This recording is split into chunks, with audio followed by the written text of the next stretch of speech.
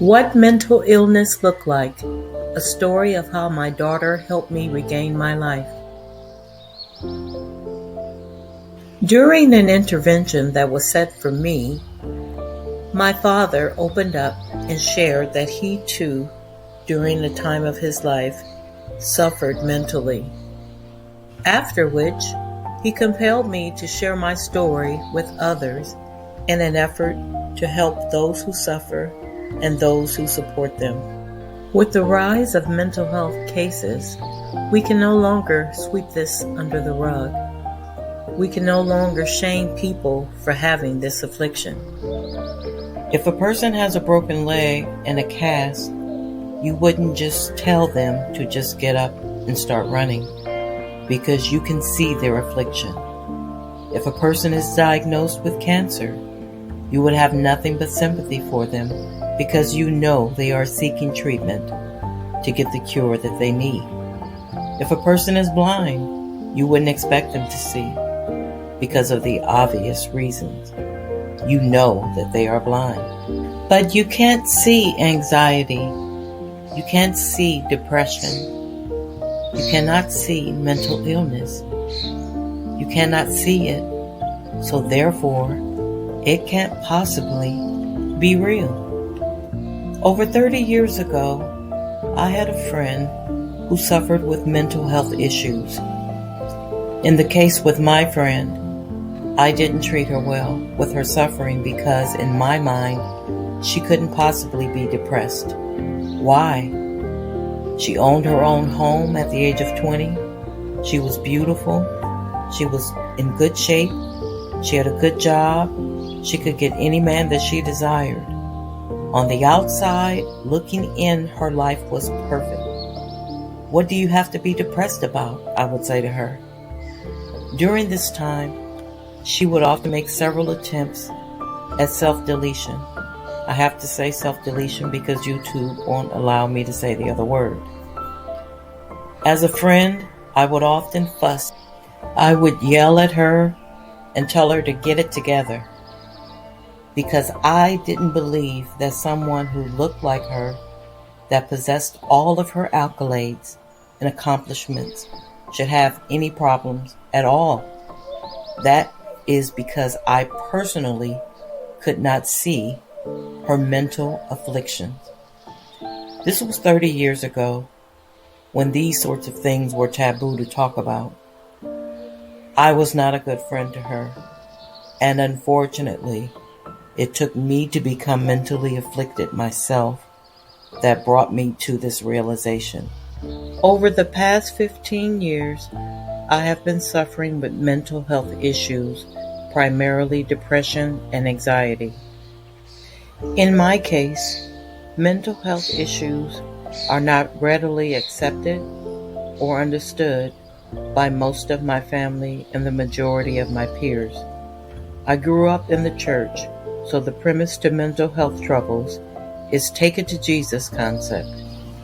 I love God and I believe in God, and no matter how much I pray about it, it doesn't go away. Yes, of course, I believe in prayer, but prayer without works is dead. Can you actually pray away a cancer diagnosis without getting the medical attention that you need?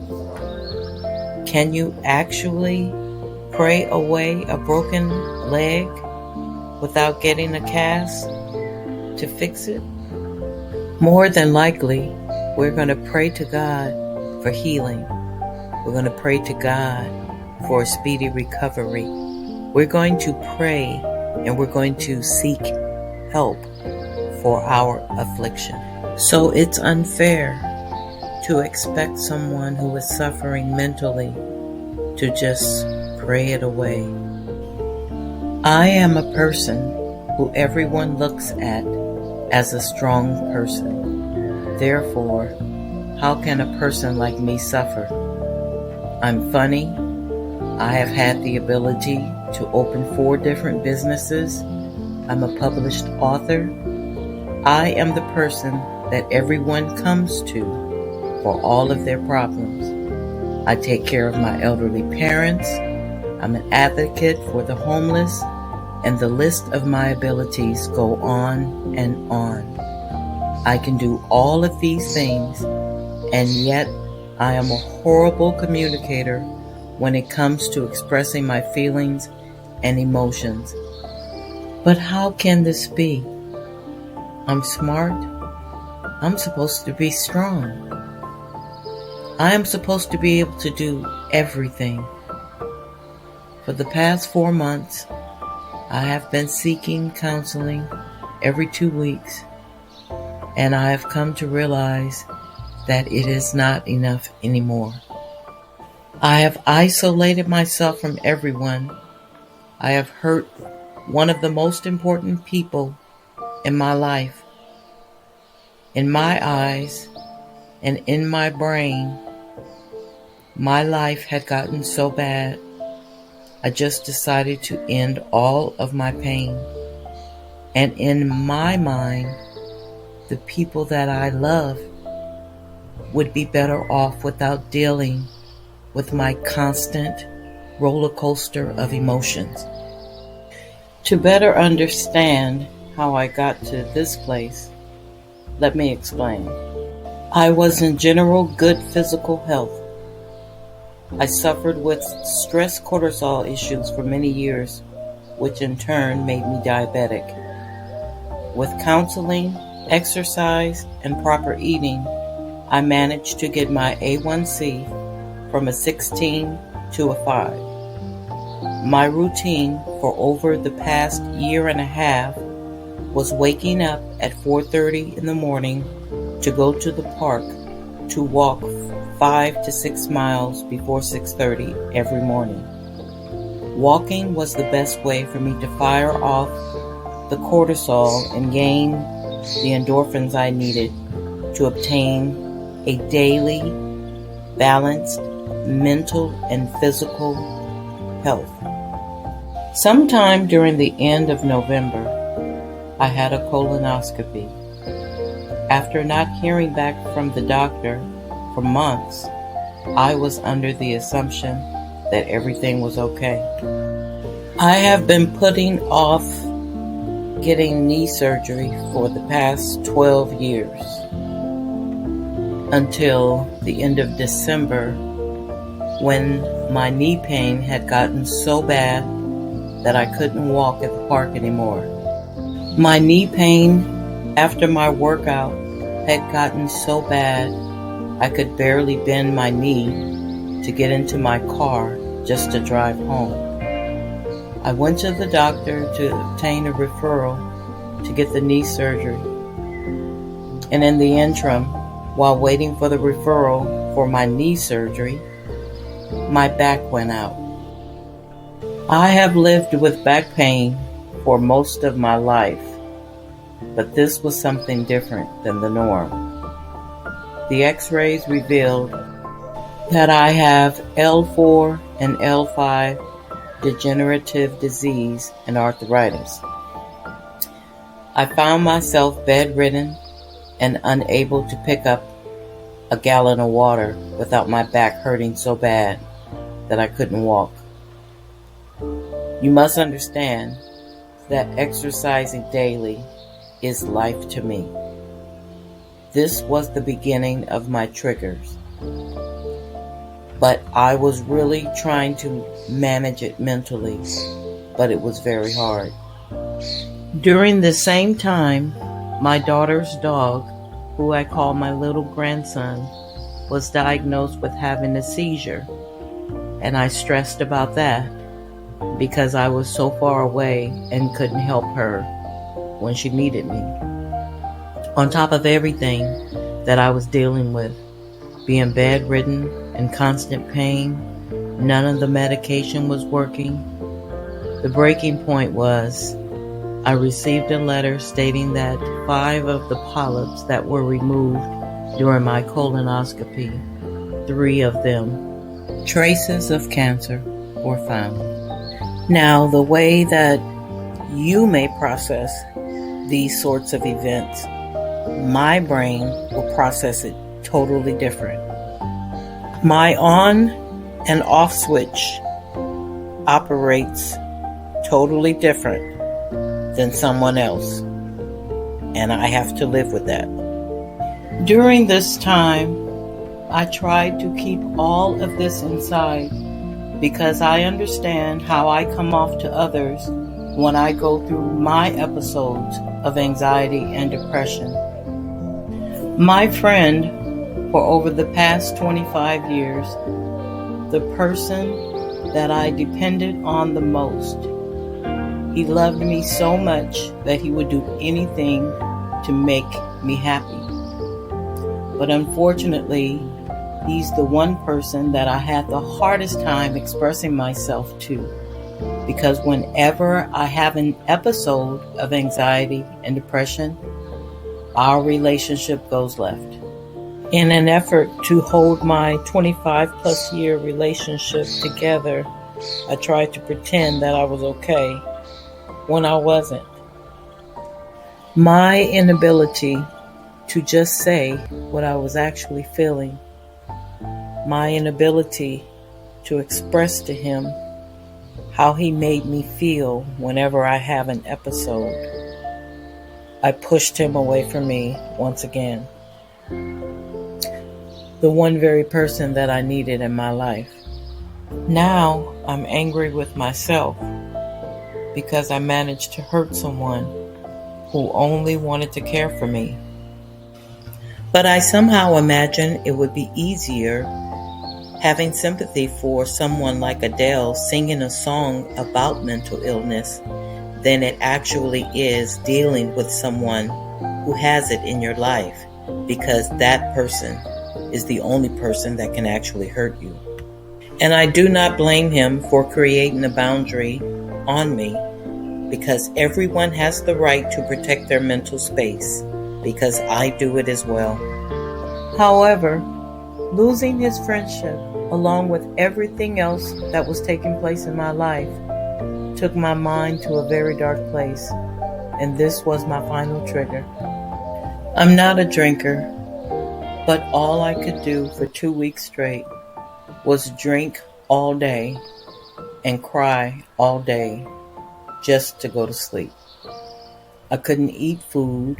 Everything that I tried to eat had no flavor, so I just stopped eating. All I could do was drink. I ate 2 pieces of toast every day, and that was it. Now, only a person who suffers or a psychiatrist would know what my trajectory would be. My brain was on overload and I could not control my emotion, especially after being food deprived for 2 weeks. It was a Thursday when I dropped my parents off at the cruise ship for a 5-day cruise. With them gone, I was completely isolated, and everything in my mind was so clear. Nobody loved me. I would be at peace finally. I'm tired of hurting the people that I love with my sickness that no one seems to understand. It's impossible for me to be everything to everybody when my mind and my body is completely falling apart. I paid all my bills. I had written letters to everyone that I needed to explain to, and I had made peace with God because I truly believed that He would understand that I was simply tired of living like this. Everything was clear in my head except for arranging someone to pick up my parents from the cruise ship because I didn't want them to be stranded. The devil was so busy in my head. The only song that would play in my head for 1 week straight was Kelly Price, I'm Tired. No matter what I would do, that song never left my head. I woke up to this song every day and fell asleep to it every night. My daughter, who lives 2 hours away, called me one day before I had planned to execute my plan. I asked if she could come down to pick up my parents from the cruise ship. She said, "You're going to pick them up." I asked if she could make arrangements to have them picked up some kind of way between her and perhaps my niece, because I didn't want them stranded. She inquired why I wouldn't be able to pick them up, and I explained to her that I was not going to be here. Because my daughter is a psychiatrist in a mental health facility, she knew something was wrong and began to ask me questions.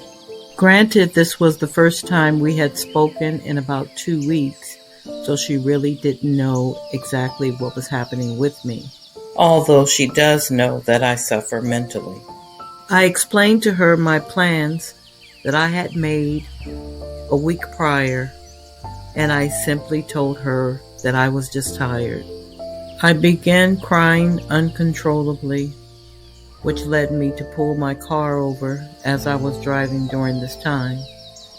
My daughter continued to talk to me, counsel me, and try to encourage me. I explained to her that I was feeling much better. I assured her that I had no plans on harming myself and that I needed to continue to drive home. I told her I would call her as soon as I got home. She insisted to come to see me, and I insisted that she not come because I was feeling better. Once I arrived home, I immediately changed my clothes and began drinking shots of tequila like I did every night before. After about 15 to 20 minutes of arriving home, my daughter called again, stating she was on her way, and she wanted to know what my apartment number was.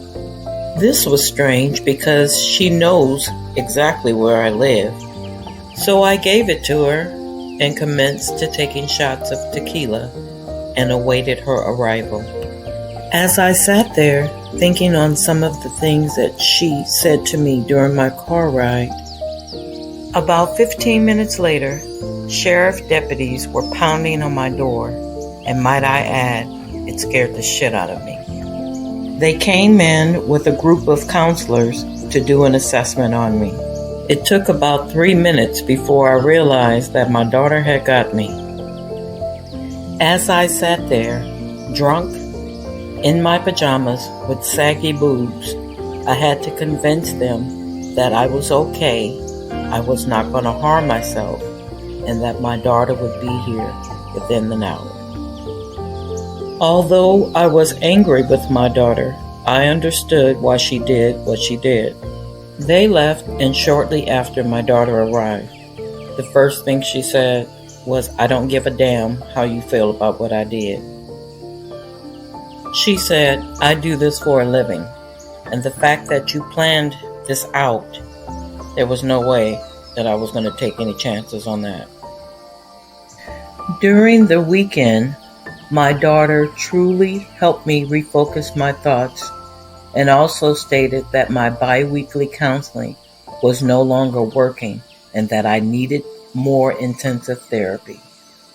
For years, I had been fighting taking medication for my condition, possibly because maybe deep down inside, I was in denial that I actually needed it. My daughter helped me devise a plan to seek new therapy options. She also encouraged me to start walking again, no matter how far I could go, just try. She gave me a deadline to start everything in 2 days. That Monday, I woke up and went walking, and my back immediately went out again. I couldn't finish.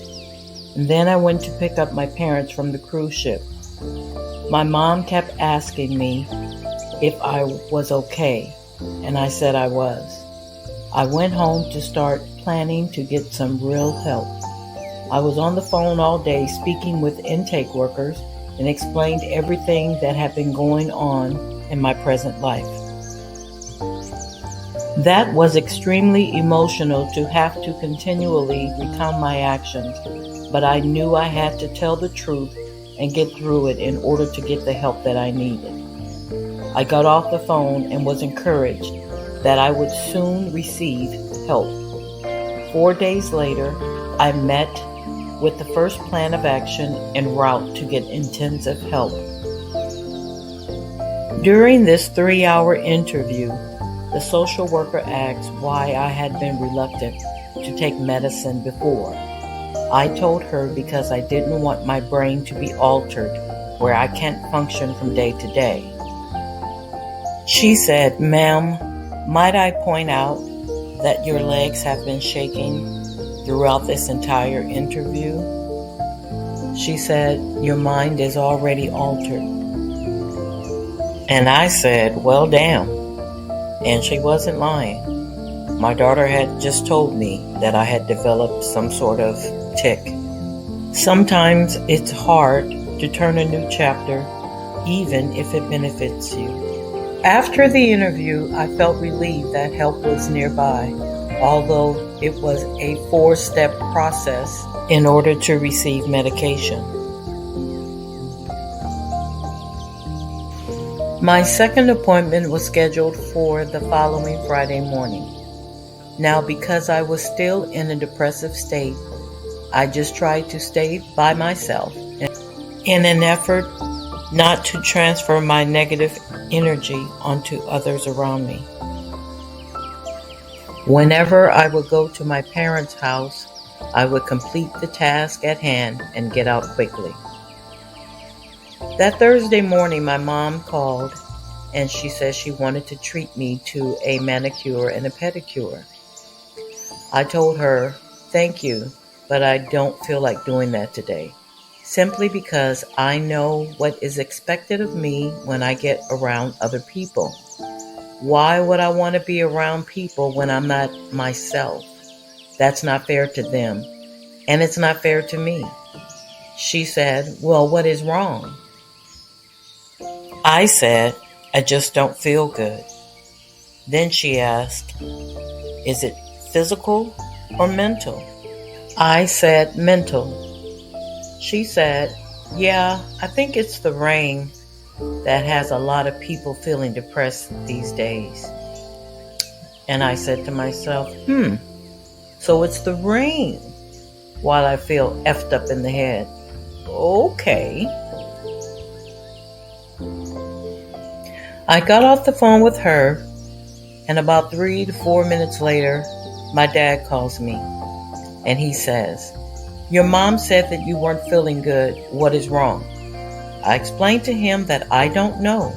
I have been suffering a long time, and I'm trying to get the help that I need. He told me that he would give me any amount of money that I needed, if that would help. He said I was sad because I need to study the book of Psalms and other scriptures, and that I'm not as close to God that I should be. That's why I was depressed. I should just hand over my depression to God and let it go. Now, this is the very reason I don't discuss my depression or anxiety with people that don't understand. It only makes me feel worse. Not as if I haven't been asking God for years to fix my brain. I believe He hears me. But He needed me to go through this final trigger with them in order to overcome. After being triggered by the conversation that I just had with my parents, the walls in my house started closing in on me. Those of you who suffer know exactly what I mean. I was sitting on my couch, and then the phone rings, and it's my new mental health provider calling me to tell me they needed to reschedule my appointment for the next morning. Because I'm in the state that I'm in, I completely lost it. I just started crying and screaming on the phone. I need help now. I can't wait. I cannot be rescheduled. I was losing my mind. She said, "I'm going to have my supervisor call you back." And I said, okay. By this time, the walls were touching my legs, so I just decided to do what I always do when I have anxiety. I go to the park, sit in my car, and read or either just cry until I can't cry anymore. And when I finally feel like I can go back home, I go home. While at the park, sitting in my car, my mother called me, no lie, at least 7 times, and each time she would say, "Sorry to bother you." I was about to go bananas again. I was crying uncontrollably. Finally, the supervisor from the mental health office called. She explained that they only needed to change my Friday appointment to the following Monday. We spoke on the phone for about an hour. She then explained that it was going to be a few weeks before I can actually meet with the psychiatrist in order to get medicine. So she suggested that I get some antidepressants from my general practitioner as soon as possible. So I called my doctor to schedule an appointment. I had been in my car for over 6 hours at this point, and I began to contemplate how much longer I would wait before I felt better to go home. Shortly after, my phone rings, and it's my mom again. And she says, "Come downstairs, I'm at your house. Your dad told me to bring something to you." And I said, "I'm not at home, and why would you come without calling me? If you had called, I would have told you that I wasn't home." First off, to understand my parents, they are 86 and 82 years old, but they act decades younger than they are. They are devout Christians and retired sheriff deputies. Enough said. They are a lot, but I love them. She began yelling at me and telling me to come home. She told me how I wasted her gas and that she was tired and she drove in traffic. She began trying to make me feel guilty for not being home when she came unannounced. I immediately started crying, and I told her, "I'm at the park, I am not leaving, and I am not coming home." She then said, "Well, I'll just sit here and wait for you all night." I cried out to God, "God, how much more can I take in one day? This could have been over with." I hate bothering my daughter, especially when she's working, because she deals with mentally ill people all day long. But I had no one else to turn to. I called her and told her what was happening while screaming and crying into the phone. She said, "You did the right thing by going to the park to try to center yourself, and do not go home." She said, "I'm going to call them now." I am so grateful to God for my daughter. Not only did she get me over the hurdle, she finally had the ability to make my parents understand exactly what was going on with my mind after all of these years. She explained to them that no amount of money can cure mental health issues. Money won't take it away. You can't bully someone into better health. You can't beat them over the head with the Bible. She explained to them that I was actually taking the proper steps in order to help myself. She told them if she can't help herself, she would be unable to help all of us. We need to give her time to heal.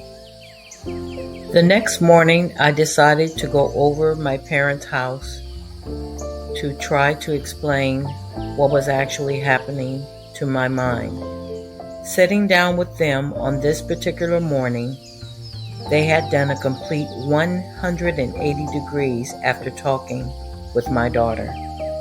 It felt like I was talking with people that understood what I have been struggling with for all of these years, and it felt amazing. A few days prior to all of this, I had lunch with a childhood friend of mine who also suffers from depression, and my mother knew about this.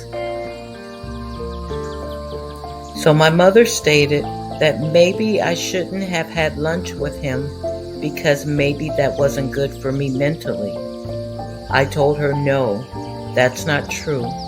I actually find comfort in talking with people like me because they get it.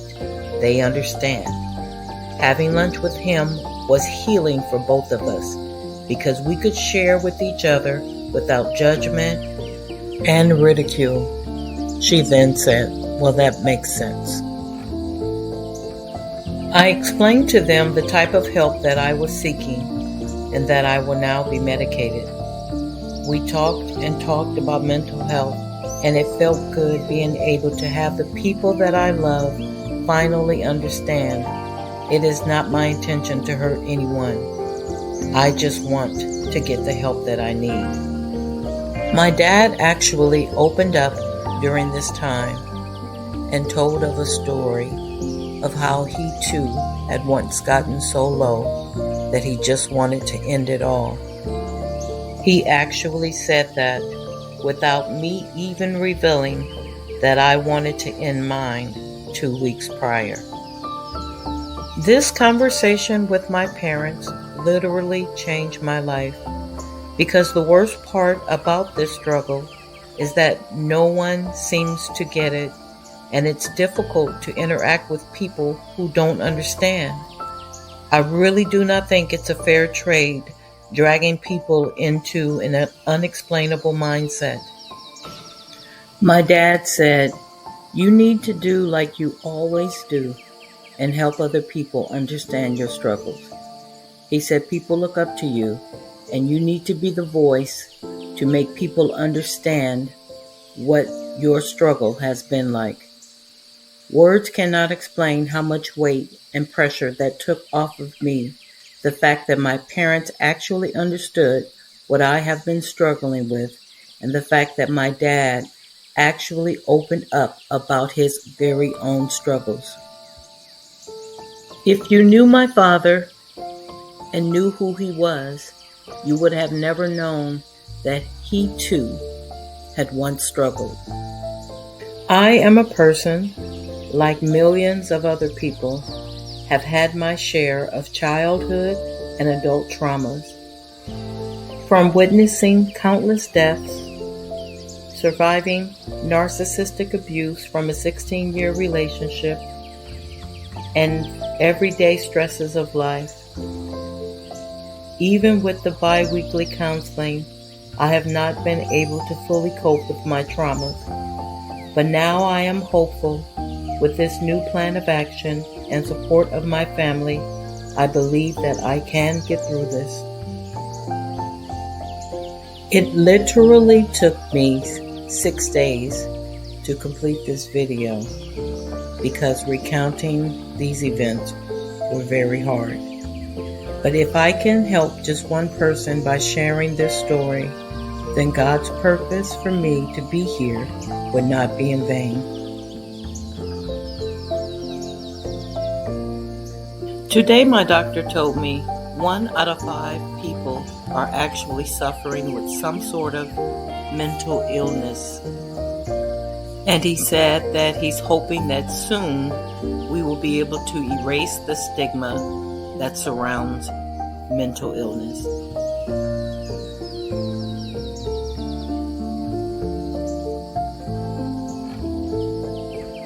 On today, we lost our family dog. And on today, I received my medication. Please keep my family in your prayers. God bless you all.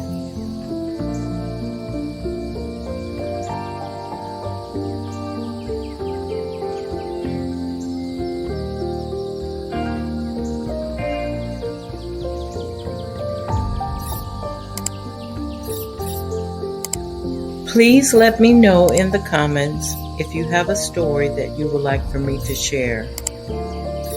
Please take this time to subscribe to the channel, like the video, comment below, and share with others.